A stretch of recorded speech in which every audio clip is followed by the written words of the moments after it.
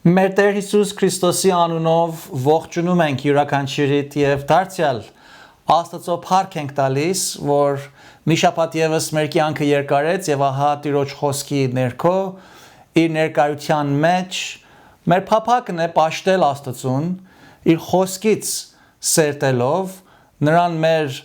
պաշտամունքը եւ մեր փառաբանությունը բարձրացնելով Եվ այդպիսով նրանից ստանալ իր խոսքի միջոցով օրհնություններ, ուղղություններ եւ հոգեվոր սնունդ։ Ուստի հրավիրում եմ ձեզ, որ ձեր աստվածաշնչները առնեք եւ միասնաբար հավաքվենք Տիրոջ խոսքի ներքո, այս բաժինը միասնաբար կարդալով եւ ապա դրա մասին մեր մեկնաբանական քարոզը լսելով։ Պիտի կարդամ Աստծո խոսքից Մատթեոս ավետարանի 13-րդ գլխից 4-րդ համարից սկսյալ Մատթեոս 13 4-ից սկսյալ Այսպես ենք կարդում Տիրոջ պատվական խոսքը Ահա սերմ ցանողը դուրս գնաց սերմ ցանելու եւ նա սերմելիս մի քանիսը ճանապարհի մոտ ընկավ եւ երկնքի թռչունները եկան եւ կերան նրանց եւ ուրիշներն ընկան քարքարոտ տեղ ուր շատ հող չկար եւ շուտով բուսան խոր հող չունենալու պատճառով Բայց երբ որ արեգակը ծագեց տաքացավ եւ որովհետեւ արմատ չունեին չորացան եւ ուրիշներն ընկան փշերի մեջ եւ փշերը դուրս եկան եւ խեղդեցին նրանց եւ ուրիշներն ընկան բարի երկրի վրա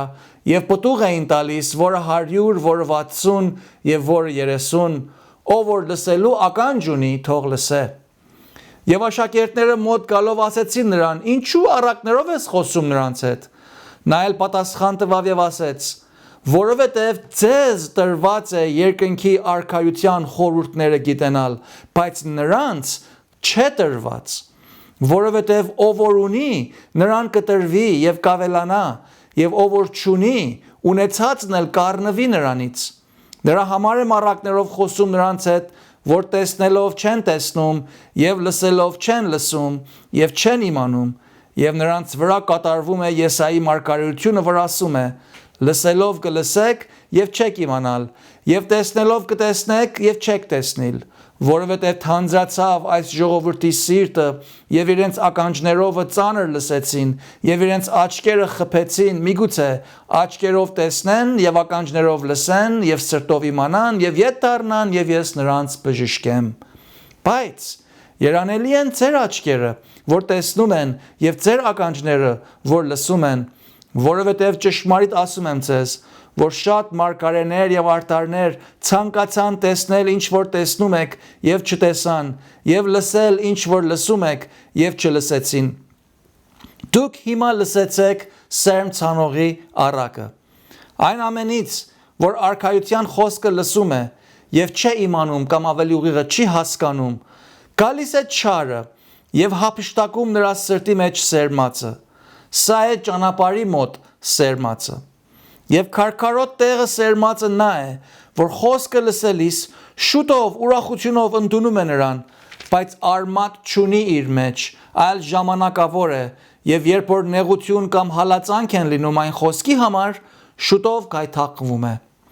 Եվ փշերի մեջ սերմացը նա է որ խոսքը լսում է Եվ այս աշխարհի հոգսերը եւ հարստության խաբեբայությունը խեղդում են այն խոսքը եւ անպտուղ է լինում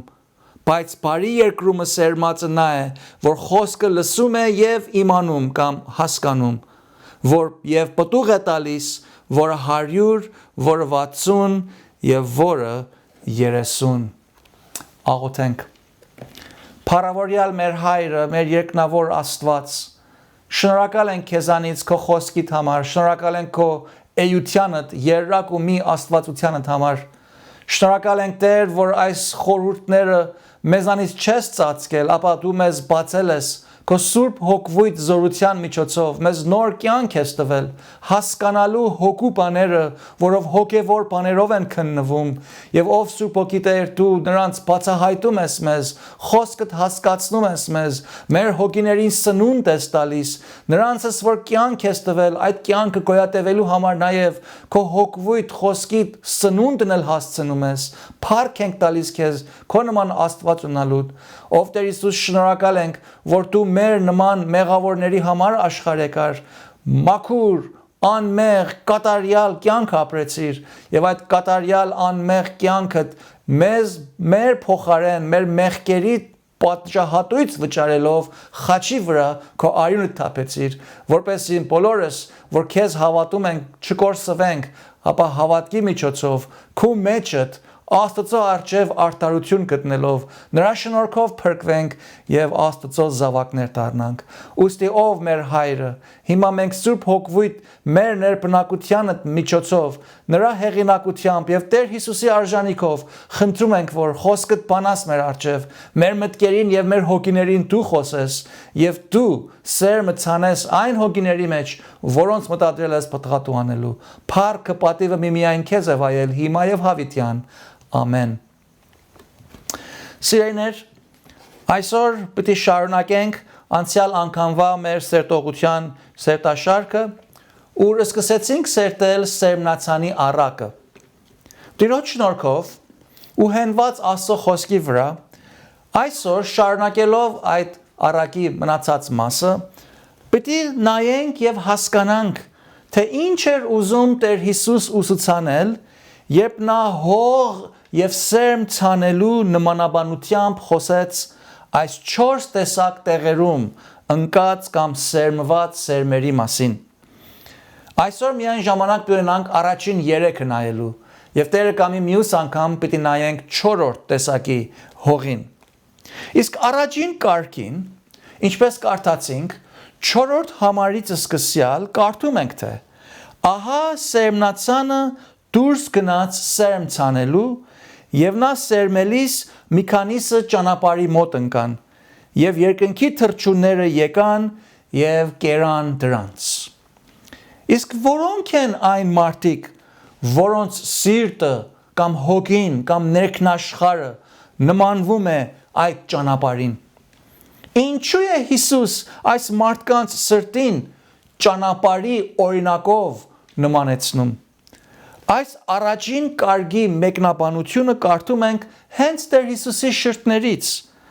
Այն խոսքը որ գրված է 18-րդ համարից սկսյալ Տերը այս առակը բաժին առ բաժին մեկնաբանեց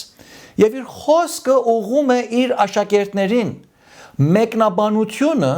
ուղղում է իր աշակերտներին ոչ թե բոլոր հանրության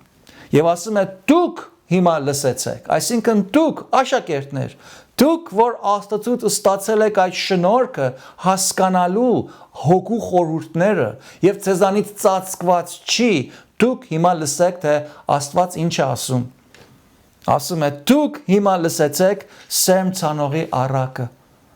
այն ամենից որ արքայության խոսքը լսում է այսինքն Աստծո արքայության բարի լուրը ավետիսը լսում է եւ չի իմանում Գալիս է չարը եւ հափշտակում նրա սրտի մեջ սերմանածը սա ճանապարհի մոտ սերմանածն է Ինչպես քիչ առաջ կարդացած ընթացքում ասեցի արևելահայերեն թարգմանության մեջ չի իմանումը ուղիղ թարգմանություն չի ավելի ուղիղը պիտի լիներ չի հասկանում կամ ինչպես արևմտահայերեն են կարդում նա որ միտք չի առնում, այսինքն ներ չի գրավում իր մտքի մեջ, չի հասկանում, անգլերենով շատ պարզ է, he who does not understand, սա նշանակում է, ով որ չի հասկանում Աստծո խոսքի ավետիսը, ուրեմն Տերն ասում է, Աստծո արքայության հոգևոր փրկության ավետիսի քարոզչությունը սերմ ցանելու է նմանվում, ավետիսը քարոզվում է բոլոր մարդկանց, ու բոլոր մարդիկ իրենց մարմնավոր ֆիզիկական ականջներով, ֆիզիկական տրամաբանությամբ, ֆիզիկական մտքով հասկանում լսում են Աստծո խոսքի ավետիսի արտաքին կոչը։ Սակայն այս լսողները զանազան ընտարարքներ են ցուցաբերում եւ այս ընտարարքները նրանց հոգու վիճակի արտացոլումն է Ուրեմն աստվածաբանորեն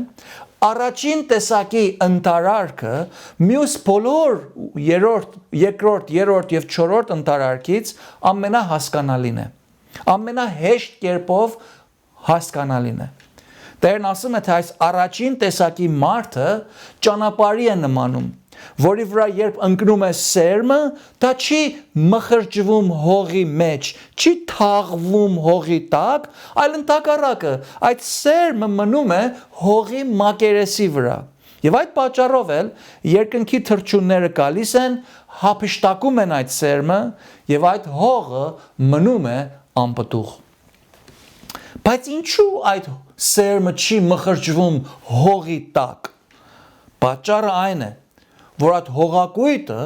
ճանապարհ լինելով, դրա հողը խիստ սխմված է,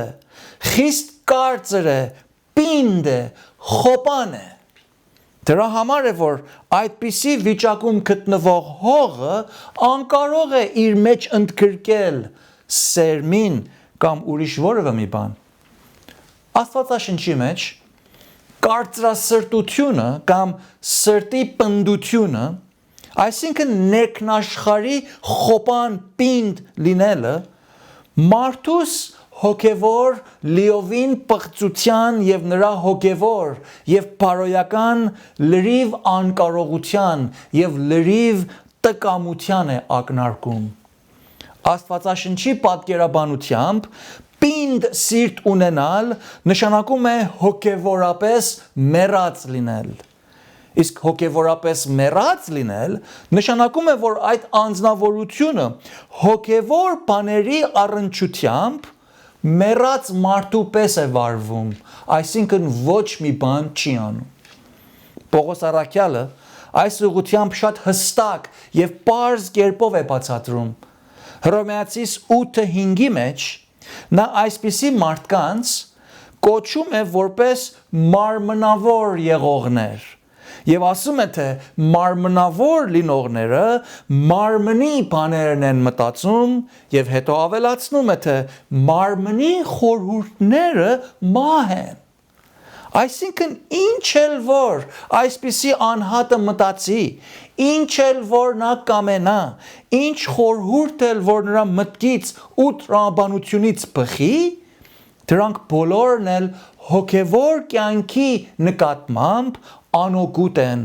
եւ նրա բոլոր մարդկային մտածմունքները, կամքը, գիտությունը, արարքները, զգացումները, խորհուրդները, տրամաբանությունը,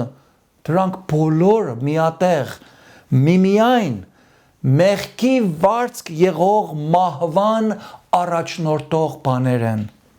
Ապա առաքյալը այս ցավալի վիճակի պատճառը նշելով 7-րդ համարի մեջ ասում է. մարմնի խորհուրդը Աստծո դեմ թշնամություն է, որովհետև Աստծո օրենքին չի հնազանդում եւ կարող էլ չէ։ Եվ նրանք, որ մարմնով են,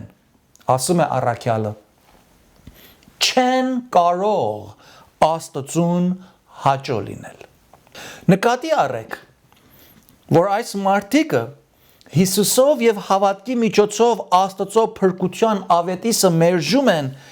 ոչ թե որովհետեւ նրանք իրենց ազատ կամքը գործադրելով կարողություն ունեին բարին ու չարը ընտրելու եւ հետո դրա հիման վրա իրենց ազատ կամքի գործադրությամբ ընտրեցին մերժել Աստծուն։ Ոչ երբեք, դա չի սովորեցնում Աստվածաշունչը։ Դա արմենական մարտակեդրոն ծուռ հակասուբկրային հերձվածողության ուսուցմունքն է, որ ցավոք սրտի այսօրվա եկեղեցիներից եւ հավատացյալ կոչվողներից մեծամասնության մոլար վարդապետությունն է։ Իսկ դրա հակառակ Աստծո խոսքն ասում է. շնչավոր մարդը, այսինքն անփրկյալ ու բնածին մեղավոր ծնված մարդ արարածները չեն կարող Աստծուն հաճելի լինել։ Շատ պարզ է։ Նրանք կարողությունը չունեն, որ իրենց մարդկային կամքի ազատությունը գործադրելով Աստծո հաճելի ուղիղ ընտրություն անեն։ Ու պատճառն էլ այն է, որ նրանք թեպետ մարդկային կամքի ազատություն ունեն, ռոբոտներ չեն, մեքենաներ չեն, բայց այդ մարդկային կամքը միմիայն կարողանում է ազատությամբ աշխատել իր մարդկային մեղավոր եւ Աստծո թշնամի եղող բնության սահմաններից ներս ու ոչ թե դրանից դուրս, որովհետև մարդուս բնածին հոգին աշխարհ է գալիս մեղքի տակ որպես գերի, ուստի նրա կամքն էլ մեղքի գերի լինելով անկարող է Աստծուն հնազանդի ու կարողությունը չունի Աստծո հաճելի բաները անի ու դրանց հասկանա ուր մնաց որ Աստծո փրկության ավետիսը ընդունի։ Շատեր սխալմամբ մարդուն համեմատում են Ադամին եւ նրա անկումից առաջ ունեցած նրա ազատությանը, որով նա կարող էր ընտրել բարին ու կամ չարը իր անկումից առաջ եւ գիտենք որ նա չարը ընտրելով մեղանչեց Աստծո հետ թշնամացավ իր հետ նաեւ ընկավ բոլոր մարդկությունը իսկ այսպիսիներ որոնք Ադամին նախքան իր անկումը ունեցած ազատությունը համեմատում են այսօրվա մեր մարդկային ազատության հետ, սխալմամբ, մոռանում են կամ միգուցե չգիտեն, թե Ադամը իր անկումից առաջ կատարյալ ուղղարար վիճակում էր։ Նա նախնական ուղղարար բնությամբ էր ստեղծվել, որովհետև Աստված երբ ստեղծեց ամեն բան, ասաց որ ամեն բան շատ բարի է եւ դրա մեջ ներառյալ կար Ադամը։ Ուրեմն Ադամ իր նախնական վիճակում նախնական ուղղարար բնության տեր մարդ էր եւ այդ իր նախնական ուղղարար բնության սահմաններից ներս էր աշխատում ու դրա համար նա կարող էր նախքան իր անկումը ընտրել բարին կամ չարը։ Իսկ երբ Ադամ իր ազատ մարդկային կամքով մեղք գործեց, նա իր աստվածատուր նախնական ուղղարարությունը կորցրեց, ուստի նրա մարդկային կամքը կորցրեց իր բնության ուղղարար հիմնավիճակը ու դրանից հետո թե ինքը եւ թե նրանից սեռած բոլոր մարդկությունը, երբ իրենց մարդկային ազատ կամքն են գործադրում, այդ մարդկային կամքը միմիայն մարդկային մեղավոր բնության սահմանների մեջ է ազատ եւ այդտեղ է կարողանում աշխատել եւ այդ կամքից հառաջացած որևէ արարք Աստծուն հաճելի չի կարող Աստծուն հաճելի լինել ու Աստծուն մերժելուց ուրիշ բան չի կարող անել։ Ուստի Ադամի անկումից հետո բոլոր մարդիկ, որ աշխարհ են գալիս, այլևս իրենց բնածին մարդկային կամքով բարին անել, ուղիղ անել, Աստծուն հաճելի գտնվելու կարողությունը չունեն, ասում է Աստծո խոսքը։ Այլ ըստ Աստվածաշնչին, նրանք մեղքի ծառաներն են, կամ ավելի ուղիղը մեղքի գերիները եւ մեղքի ստրուկներն են։ Տեսեք ինչ ենք կարդում Հռոմեացիս 8:20-ից սկսյալ 8:20 առաքյալը գրում է. Նրա համար, որ ստեղծվածները հնազանդեցին ունայնության, ոչ թե կամքով, այլ նրա համար, որ հնազանդրեց այն հույսով, որ ստեղծվածները իրենք էլ ապականության ծառայությունից կազատվեն, Աստծո որդկանց փառավոր ազատության մեջ մտնելով։ Այս համարի մեջ տեսնում ենք, թե բոլոր ստեղծագործությունը նույնիսկ ներառված Ադամը, Ադամի անկման հետևանքով ունայնության հնազանդողներ են եղել եւ կորցրել են իրենց ուղղարար վիճակը, բարի վիճակը եւ այդպիսով Աստվածաշունչն ասում է թե ապականության ծառայության տակ են, այսինքն մեղքի գերի են։ Առավել առաքյալը բացատրում է թե այս քարասիրտ եւ պնդասիրտ հոգեվիճակը նշանակում է թե բնածին մարդը ոչ թե միայն չի կարողանում Աստծո եւ հոգեվոր բաները մտածի եւ անի, այլ նա անկարող լինելու հետ միատեղ նաև չի հնազանդում, այսինքն չի ուզում, չի հոժարվում, չի ենթարկվում այսպիսի բաների մասին մտածելու, չի ընդունում հասկանալ, չի ուզում հավատալ, չի կամենում հավատալ, տկամ է, թե տկար է և թե տկամ է։ Առաջին Կորինթացիս 2:14-ի մեջ նա այս անփրկյալ պինդ սիրտ ունեցող մարդուն առաքյալը շնչավոր մարդ է անվանում և ասում է, թե շնչավոր մարդը Աստծո հոգու մեծատար հյով, Աստծո հոգու բաները չի ընդունում,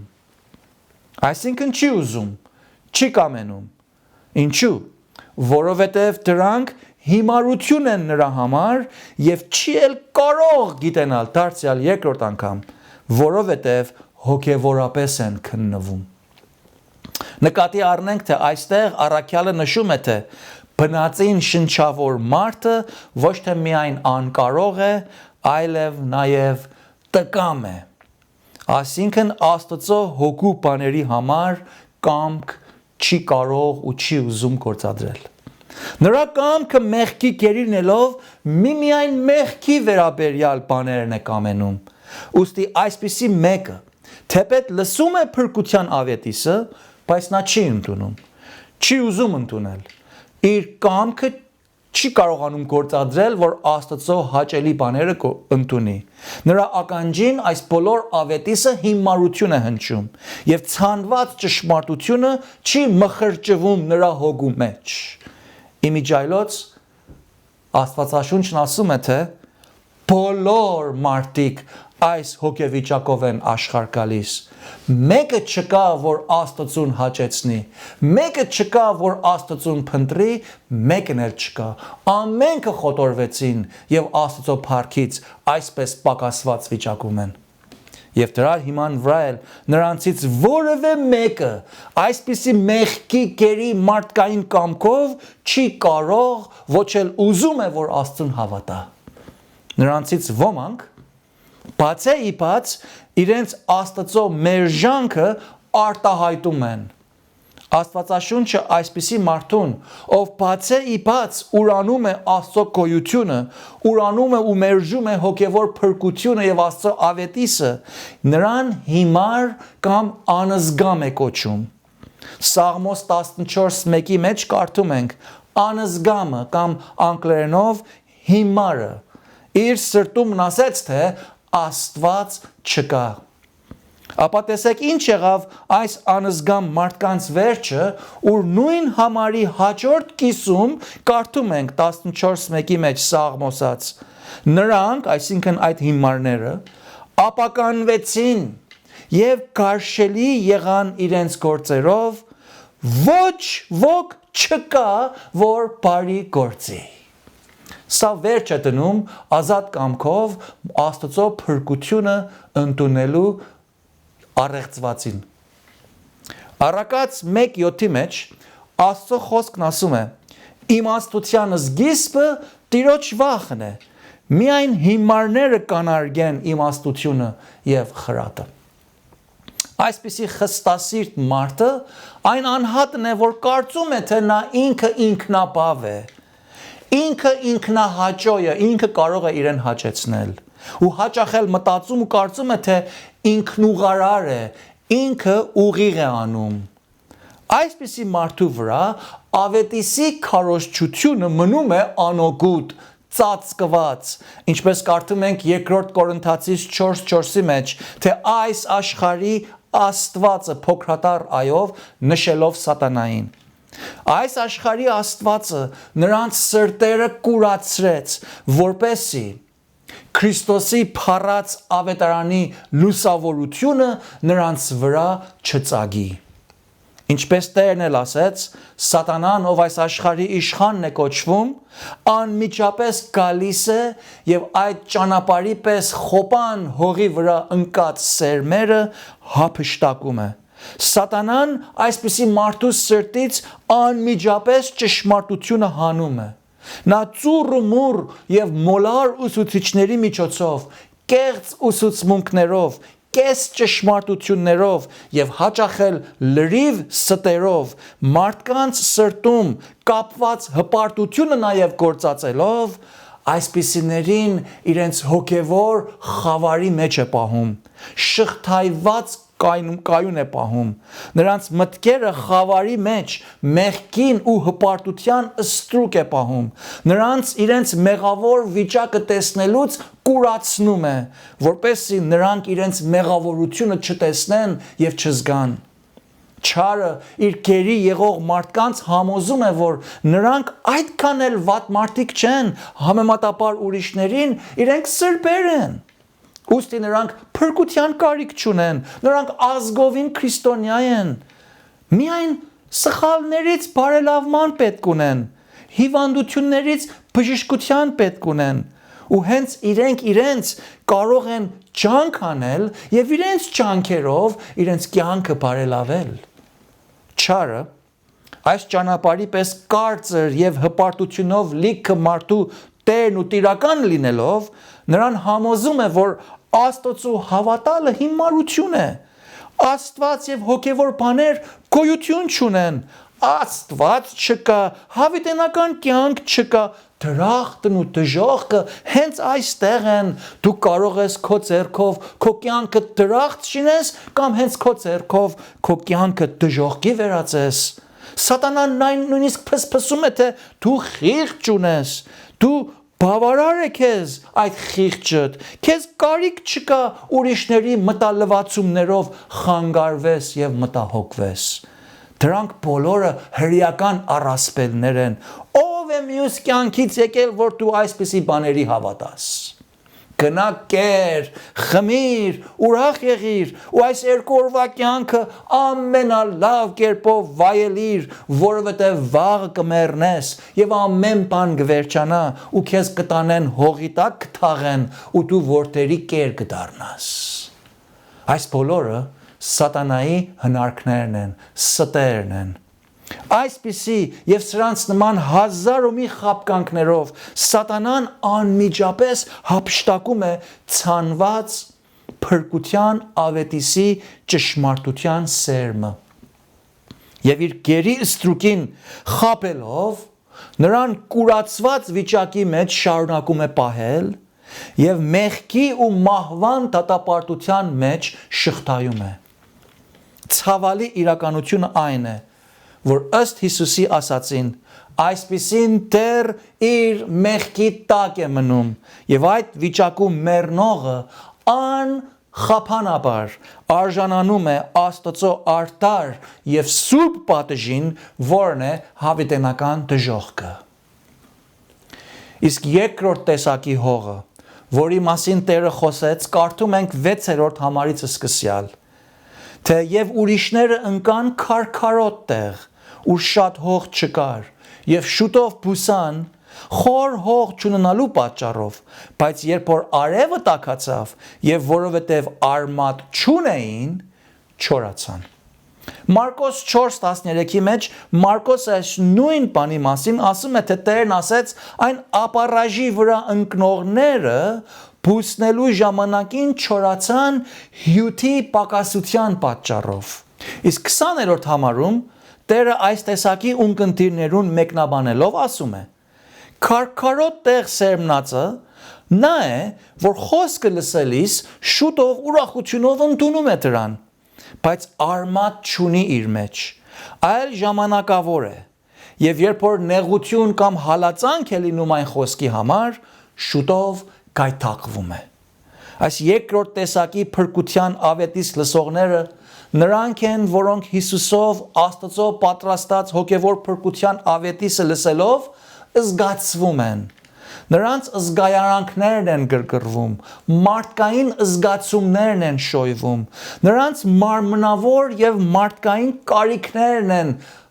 շոյվում, նրանք իրենց երկրավոր կյանքի դժվարություններից, ներքին հոգեբանական տխրություններից, իրենց վախերից, իրենց դիմագրաված անորոշություններից, մտահոգություններից կամ միգուցե իրենց հիվանդություններից ու անհաջողություններից ազատվելու համար, երբ լսում են Հիսուսի մասին, անմիջապես իրենք են ուզում Հիսուսի մոտ գալ, նրանից օգնություն խնդրել, ասում են, թե իրենք էլ Հիսուսին հավատում են, ու երբ ապաշխարության կոչ է տրվում, նրանք էլ իրենց ձեռքերը բարձրացնում են, նրանք էլ պահի տակ, սրանից նրանից զգացված առջև են գալիս, ծնկի են իջնում, իրենց դարդերը, կարիքները, ցավերը, պետքերը, մտահոգությունները Աստծուն հանձնելով օգնություն են խնդրում, եւ նրանք ընդունում են, խոստովանում են, որ եթե մեկը կար, որ կարող է նրանց օգնել, այդ էլ Հիսուսն էր։ Ուստի ամեն ուրիշ բան փորձելուց հետո Հիսուսին են դիմում, որ միգուցե նրանից օգնություն ստանան։ Կամ այսպիսիները նրանք են, որոնք Հիսուսի են գալիս, որովհետև իրենց գնացած եկեղեցի կոչված տեղը զվարճանքով եւ հաճույքով լիքը տեղ է։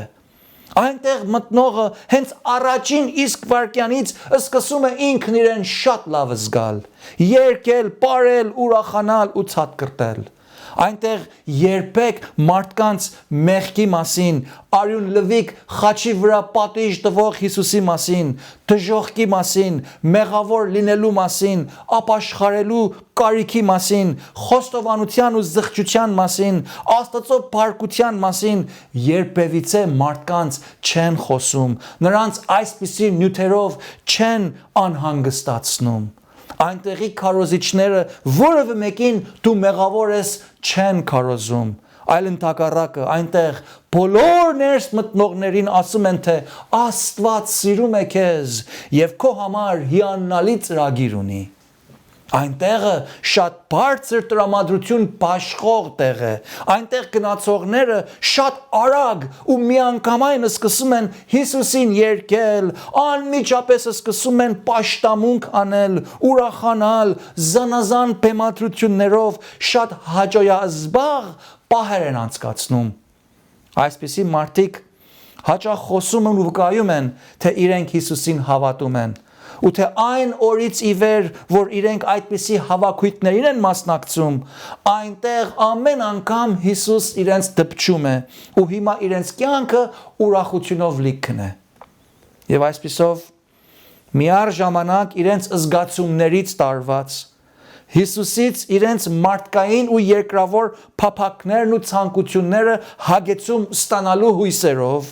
սկսում են հոգևոր կյանքի մեջ եղողների նման ապրել։ Նույնիսկ աստվածաշնչային բառապաշար են գործածում, հոգևոր երգեր են երգում, հոգևորների հետ են շփվում, արտաքինով վերստին ծնված հավատացյալի են նմանվում, բայց հենց որ նրանց դեմ Աստծո խոսքի ճշմարտության նկատմամբ հալածանք է բարձրանում, կամ նրանց մոտիկներն ու շրջապատը սկսում են նրանց իրենց հավատքի համար կամ իրենց հավատքի վկայության համար արհամարել, ծաղրել կամ միգուցե նախատել, ստորադասել եւ մինչեւ անգամ նրանց նույնիսկ հետամնաց հիմար կոչել, այլևս մեկ էլ տեսնում ես, թե այսպիսին այլևս այդ հոգևոր բաներով չի հետաքրքրվում, այլևս այն իր գնացած տեղը չի մասնակցում, Աստծո հետ գործ չի ունենում, նորից առաջվա իր հին կյանքին է վերադարձել։ Տերն ասում է, որ այսպիսին գայթակղվում է, այսինքն գլորվում է, այսպիսին վայր է ընկնում, որովհետև արմատ չունի։ Շատեր այս նմանությունը սխալ են մեկնաբանում եւ ասում են, թե սա ցույց է տալիս, որ սրանք իրենք կոչում են սրանց որպես մարմնավոր հավատացյալներ են։ Սրանք նրանք են, ասում են, թե որոնք Տեր Հիսուսին միայն որպես փրկիչ են ընդունել ու ոչ թե Տեր, ու տակավին ապագային պետք է նաև նրան Տեր էլ ընդունեն։ Եվ դրա համար է, որ հոգևոր կյանքից սայթաքում են եւ ընկնում են։ Ուրիշներ էլ կան, որ ուրիշ սխալ մեկնաբանություն են տալիս եւ ասում են, թե իրավի է, որ հավատացյալները կարող են հավատքից ընկնել, իրենց փրկությունը կորցնել։ Այս երկու մեկնաբանություններն էլ խստիվ հակասուրբգրային են, սխալ են, որովհետև մարմնավոր հավատացյալ գոյություն չունի։ Եվ որովհետև նա, որ իրավի վերստին ծնվում է, նա երբեք իր փրկությունը չի կորցնել։ Աստծո խոսքը սրանց հերքում է եւ մերժում է։ Աստվածաշունչը եւ նամանավանդ Տեր Հիսուս ինքը Օրինակի համար Հովանու 10:27-ից սկսյալ ինքն ասեց։ Սա Տեր Հիսուսի խոսքն է։ Իմ ոչխարները իմ ձայնը լսում են, եւ ես ճանաչում եմ նրանց, եւ իմ ետևից գալիս են,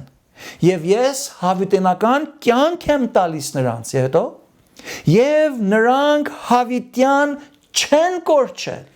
եւ ոչով չի հափշտակել նրանց իմ ձեռքիցը, եւ իմ հայրը, որ նրանց տվավ ինձ, ամենից մեծ է,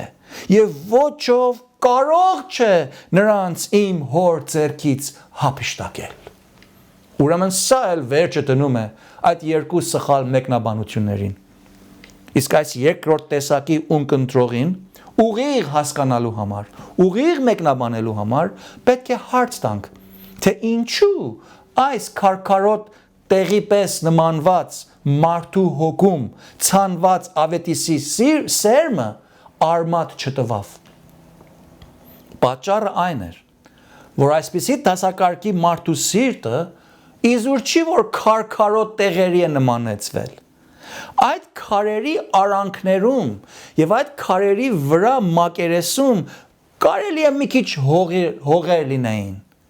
բայց իրականության մեջ դրա խորքում եղող բանը քար էր։ Այդ մակերեսային հողի տակ, ուր արմատ պիտի արմատանար, այնտեղ հող չկար, այնտեղ քար կար։ Այս հողերի տակ ծածկված քարքարոտ տեղի պես վիճակը չափազանց խաբուսիկ է։ Ինչպես ասեցի, քարեղեն սիրտը Աստվածաշնչում ներկայացված է բացահայտելու մարդուս բնածին մեղավոր վիճակը,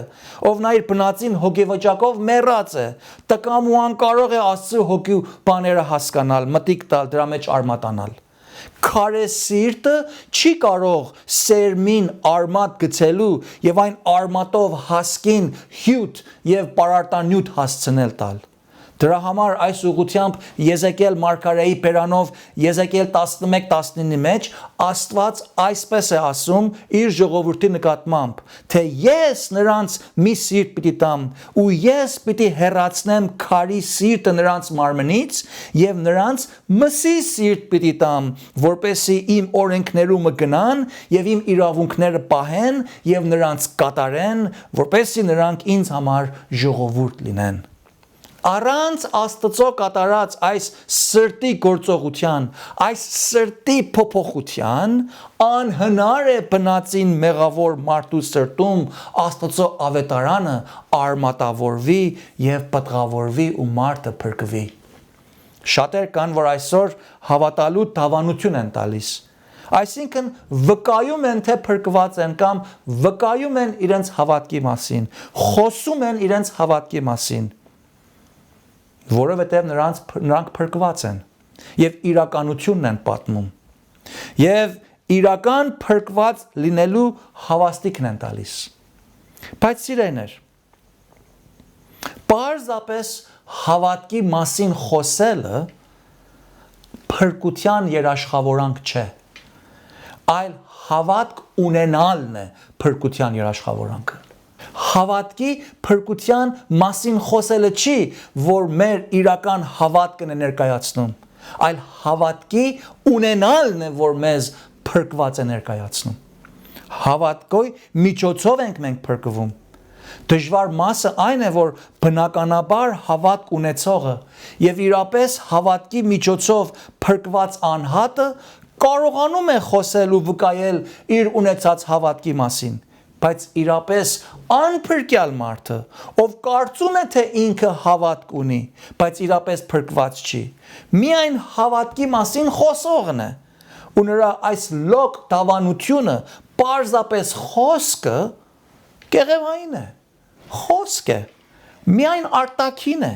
դրա ետին փոխված եւ փրկված կյանք չկա, դրա տակ հող եւ հողից հյութ հասցնող արմատ չկա։ Եվ այդ պատճառով էլ այդ դավանանքը միմիայն ժամանակավոր ու անպտուղ է։ Սրանց հավատքի կենտրոնում ոչ թե Աստված է կենտրոնանիստը, այլ նրանց հավատքի բուն կետրոնը հենց իրենք են, ովքեր ժամանակի ընթացքում հալածանքի տակ գտնվելով կամ իրենց ուզածն ու երևակայածը Աստծուց չստանալու պարագայում թողնում են հավատքը ու ետ իրենց աշխարհային կյանքին են վերադառնում։ Սրանք նրանք են, ովքեր չեն փափագում իրենց խաչը առնել ու Հիսուսի ետևից գնալու գին վճարել։ Ու հենց գալիս է այն պահը, որ նրանք էլ Հիսուսի հետքերից քայլելու համար պետք է մատնվեն զրկանքի, անարգանքի, նախատինքի, անմիջապես թողնում ու հեռանում են։ Եվ դարձյալ իրենց անպտուղատվությունն են փաստում։ Երկրորդ Պետրոս 2:20-ից սկսյալ Աստվածաշունչը այսպիսիներին շատ սուր, ցավալի նկարագրությամբ է նկարագրում։ Այս հատվածում կարդում ենք. Եթե աշխարհի պղծություններից մեր Տեր ու Փրկիչ Հիսուս Քրիստոսի գիտությունով փախչողները կրկին նրանում շաղախված հաղթվեն, նրանց վերջը չար եղավ, քան թե առաջինը,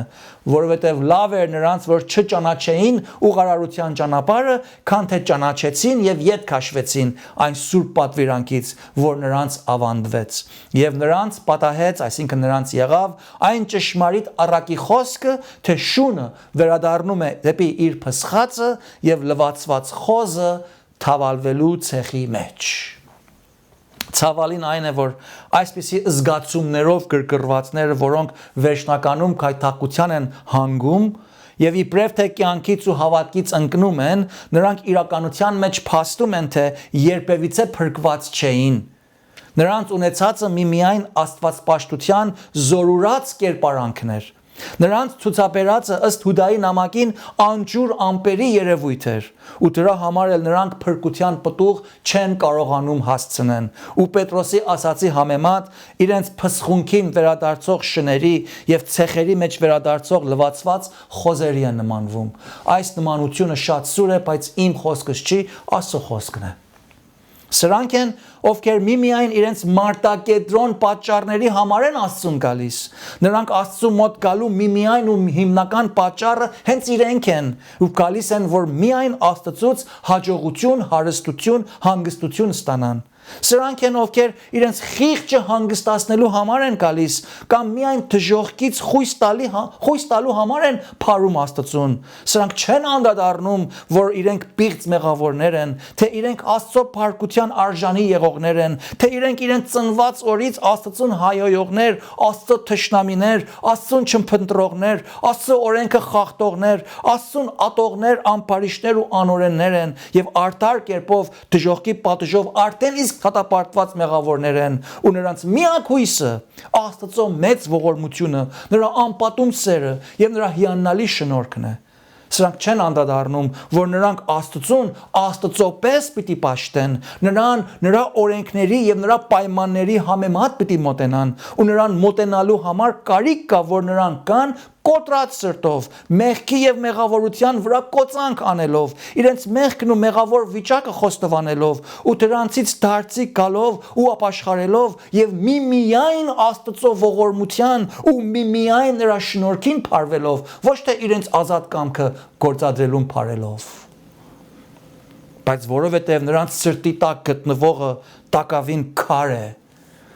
սրանք էլ մնում են անփրկյալ եւ ըստ Հիսուսի ասացին անպտուղ։ Երրորդ կարգում Ավետիսը լսողների մի ուրիշ դասակարգ մարդկանց ենք հանդիպում։ 7-րդ համարում Տերն ասեց. եւ ուրիշներ ընկան փշերի մեջ եւ փշերը դուրս եկան եւ խեղդեցին նրանց։ Ապա 22-րդ համարում Տերը այս փշերի մեջ սերմված սերմին մեկնաբանելով այսպես ասեց. Փշերի մեջ սերմվածը նա է, որ խոսքը լսում է, եւ այս աշխարհի հոգսերը եւ հարստության խաբեբայությունը խեղդում են այն խոսքը եւ անպտուղ է լինում։ Մարկոսը աշխարհիս հոգսերի եւ հարստության խաբեբայության վրա ավելացնում է ուրիշ բաների ցանկությունները, որոնք մտնում են եւ խոսքը խեղդում են։ Իսկ Ղուկասը գրում է թե փշերի մեջ ընկնողները նրանք են, ովքեր խոսքը լսած են լինում, բայց հոգսերից եւ հարստությունից եւ կյանքի զվարճություններից գնալով խեղդվում են եւ անպտուղ են լինում։ Ուրեմն կյանքի զվարճություններն էլ ավելանում է այդ փշերի վրա։ Ուրեմն տեսնում ենք, թե Հիսուսի տված փշերի նմանաբանությունը Նշում է այն սիրտը կամ այն անհատի հոգին, ով թեպետ լսում է ավետիսը, չի հակառակում, չի ասում Աստված չկա, բացենապēc չի մերժում ու ուրանում, բայց նրա համար Աստված, հոգևոր կյանքը, Աստծո խոսքը, փրկությունը, Աստծո փառքը եւ բոլոր հոգևոր բաները կարևոր եւ առաջնահերթ չեն հանդիսանում։ Նրա համար կարևորը երկրավոր բաներն են։ Այսպիսի մարդու ուշադրության կենտրոնացումը այս երկրավոր կյանքի եւ երկրավոր բաների վրա է։ Նրա հոգին ու միտքը զբաղեցնողը Աստված չի, այլ նրա հոգին եւ ներքնաշխարհը զբաղեցնողը ու կենտրոնական կերպով դեր խաղացողը այս կյանքի հոգսերը, մտահոգությունները, մտածմունքները, պլանավորումները եւ այդպիսի ծրագրություններն են։ Նրա համար ամենակարևոր բաներից մեկը դրամը եւ հարստության խաբկանքն է։ Այսպիսի մարդու կյանքում խիստ կարևոր է, որ իգին ամեն բանի նա հարստության հասնի, նյութական անկախություն ձեռք բերի ու դրանով իր ցանկությունները կարողանա իրականացնել։ Այս մարդը ամեն բանից կարող է վազ անցնել ու նույնիսկ Աստծուն մի կողմ է դնում, որպեսզի իր երկրավոր զվարճություններից ետ չմնա։ Իսկ ճիշտ հենց այսպիսի բաներն են, որոնք փշերի նման խեղդում են փրկության ավետիսի ցանված սերմը։ Աստվածաշնչի մեջ փշերը եւ տատասկները անեծքի հետևանք են ներկայացնում։ Երբ որ Ադամն ու Եվան մեղանչեցին եւ Աստծո հետ իրենց ունեցած ուխտը կոտրեցին, Աստված նրանց վրա այս ուխտաբեկման անեծքը բերավ։ Այս անեծքների շարքում, որպես մեղքի պատիժ, Ծննդոց 3:17-ի մեջ կարդում ենք, թե Ադամի անհնազանդության պատճառով Աստված նույնիսկ անիծեց երկիրը եւ ասեց. Անիծյալ լինի երկիրը քո պատճառով, նեղությունով ուտես նրանից կյանքի բոլոր օրերումը, եւ դա, այսինքն երկիրը, փուշ եւ տատասկ բուսցնե քեզ համար։ Հողագործի համար սիրելիներ, փուշը եւ տատասկը երբևիցե լավ հասույթներ չեն, այլ դրանք անօգուտ են, վնասակար են, ցավ, աշխատանք, նեղություն տվող ելույթներ են։ Փշերը թեպետ հողի մեջ ծլում են, բայց պտուղ չեն տալիս, օգտակար չեն, եւ ոչ թե միայն հաջողաբեր չեն, այլ նաեւ ցավեցնող են, վիրավորող են, վերք ու վնաս են հառաջեցնում։ Չհերկված եւ իր բնական վիճակին թողված հողակույտը անշուշտ թե փշերով կլցվի եւ փշից բացի ուրիշ բան չի կարող արտադրել։ Տերը այս նմանաբանությունը գործածելով ասում է, թե կան մարդիկ, ովքեր լսում են Աստծո խոսքը, բայց նրանց սրտում անիծված աշխարհի սերն է կապված։ Նրանք մեղքի անեծքի տակ են, նրանց սիրտը փշերով լցված չհերկված հողակույտ է, որ փշից բացի ուրիշ բան չի կարող բուսեցնել։ Նրանց մտքում, հոգում ու սրտում առաջնակարգ բանը իրենք ու իրենց երկրավոր կյանքն է։ Նրանց համար կյանքի իմաստը իրենց մտածումներն են, հարստությունն են, համբավն ու հաճույքներն են։ Իսկ նրանց իրական Աստվածը Աստվածաշնչի Յահվե Աստվածը չի, այլ նրանց միջում իրական Աստվածը հենց այս աշխարհն է, այսինքն երկրավոր կյանքն է, այնինչ որ այս աշխարհի մեջ է, այնինչ որ հակա Աստվածային է։ Առաջի Հովաննու 2:16-ի մեջ Աստծո խոսքը մեզ բացատրում է, թե ինչ է որ այս աշխարհի մեջ է, ու փշի ու տատասկի մեզ պես մարդուն անպտուղ դարձնողը որն է։ Այնտեղ կարդում ենք Աստծո խոսքը։ Առաջի Հովաննու 2:16, որովհետև ամեն ինչ որ աշխարհումն է, այս է մարմնի ցանկությունը, աչքի ցանկությունը եւ այս կյանքի անպարտավանությունը, հորիցը չէ, այլ աշխարհքիցն է։ Այս բաները հակահայր են, հակաաստվածային են, աշխարհային են։ Ավետիսի սերմը այսպիսի աշխարհասեր սրտի մեջ չի կարող արմատ գտնել։ Այն աշխարհասեր մարդու հոգու մեջ ավետիսի սերմը չի աճել, պտուղ չի տալ, ինչու՞, որովհետև նույն հողակույտի մեջ չի կարող թե մեղքից անիծված ու մեղքից մեռած բնություն գոյություն ունենա եւ նույն պահին նաեւ այնտեղ հոգու փրկություն եւ հոգեվոր կյանք գոյանա։ Անհնար է մարդուն լինել թե մեռած, թե ողջ։ Եվ սա ուղիղ է թե ֆիզիկապես, եւ թե հոգեվորապես։ Մարդը կամ մեռած է ու ողջ չի, կամ ողջ է եւ մեռած չի։ Այս երկուսը իրարու հետ միատեղ գոյություն չի կարող ունենալ։ Աստծուց եղած փրկության ավետիսի սերմերը խեղդամահ անող հոգին այն անձն է, ում սրտում աշխարհի սերն է տիրապետում։ Աստծո հանդեպ նա սեր չունի։ Միգուցե նա ասի, խոսքով վկայի, թե Աստծուն սիրում է։ Միգուցե էլ բավական երկար ժամանակ ինքն իրեն ճանա համոզել, որպես թե Աստծուն սիրում է։ Միգուցե Աստծուն սիրող ձևացնի ինքն իրեն, ու այդպիսով ինքն իրեն խաբի կամ իր շրջապատին կեղծ երևա։ Բայց իրականության մեջ նրա ներսում, ուր տիրում է անիծված փշերի նման աշխարհի սերը, այդ նույն սրտում Աստծո հանդեպ սեր չի կարող գոյություն ունենալ։ Նա այն անհատն է, ով սիրելով աշխարհը, սիրում է այնինչ, որ աշխարհի մեջ է։ Այսինքն, նրա ամենավեհ եւ շարունակական ցանկությունը մարմնի ցանկություն է։ Նրա ամենատենչալի եւ շարունակական փափակը իր աչքի տեսածն է։ Նրա ամենամեծ հագեցումը եւ շարունակական հագեցումը հենց ինքը եւ իր կյանքում իր մտածածը, իր արածները մարդկանցից լավ բաներ լսելն է, որին Աստվածաշունչը այս կյանքի անպարտավանություն է անվանում։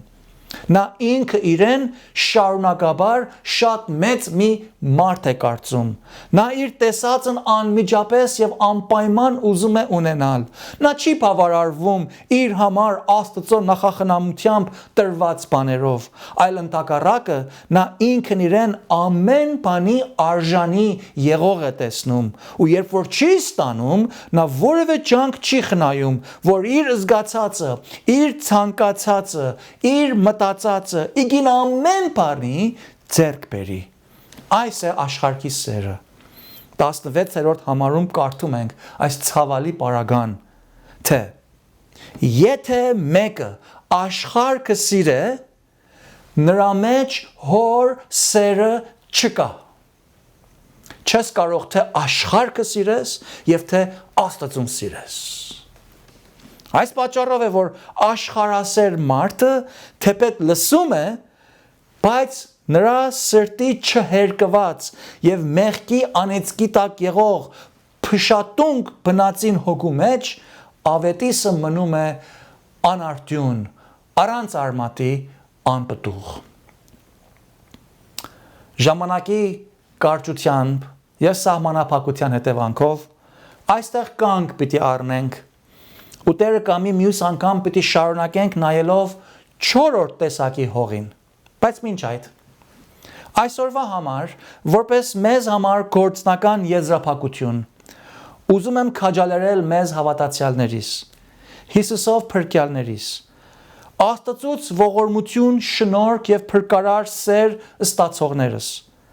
որ մենք հավատացյալներս Աստծո առջև խոնարհ գտնվենք։ Աստծուն մեր փրկության համար բյուր փառք տանք եւ նրան իրապես պաշտենք, որովհետեւ մենք էլ մի ժամանակ այս 3 անպտուղ հողերի երևույթներից մեկի կամ մյուսի նմանությամբ էինք։ Այսպես կամ այնպես Աստծուն մերժողներ էինք։ Հոգևորապես պինդ, քարքարոտ եւ փշոտ ու խոպան դաշտեր ու անհերկված հողակույտներ էինք։ Հավատքի նկատմամբ ու հոգևոր բաների նկատմամբ անպտուղ, անօգուտ, անբարեպեր մարդիկ էինք։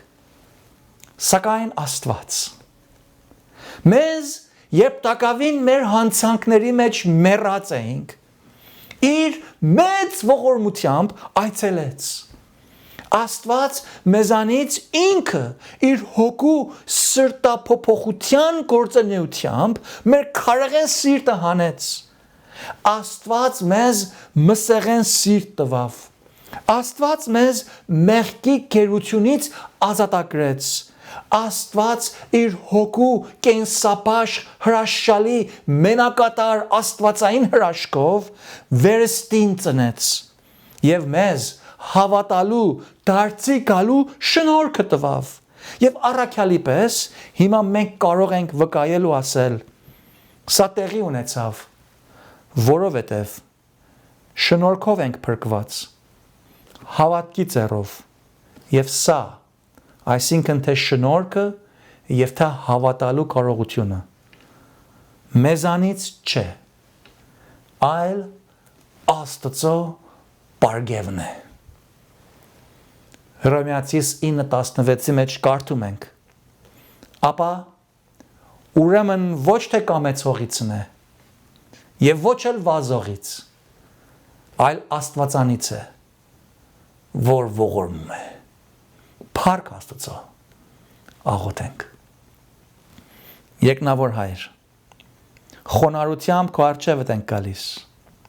ընկնում ենք քո աստվածային ներկայությանդ ներքո եւ փառաբանում պաշտում գովաբանում ենք քեզ քո մեծ ողորմարար հրաշալի անպատում սիրույթ համար որ մենք երբ տակավին մեր հանցանքների մեջ մեռած էինք դու Քրիստոսի հետ մեզ նոր կյանք տվիր, կենտանացրեցիր եւ երկնավորների հետ նստեցրեցիր։ Քո շնորհքովդ մեզ հավատալու եւ փրկվելու կարողություն եւ կամեցողություն տվիր։ Մեր կամքը, մեր բնությունը մեղքից ազատագրեցիր, մեղքի ստրուկությունից ազատեցիր։ Քո որդվույթ լույսի տիրապետության տակ խավարից անջատելով մեզ այնտեղ փոխադրեցիր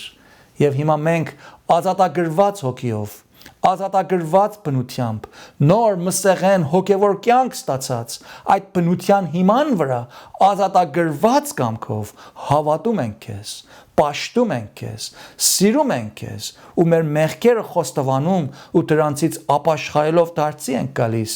ու քեզնից խնդրում ենք որ դու մեզ ավելիով զորացնես որպեսի մեր հավատքը գնալով ավելի պտղատու դառնա որպեսի քո փառքը Երևան կա եւ փառավորվի Հայրը Որդին ու Սուրբ Հոգին հիմա եւ հավիտյան ամեն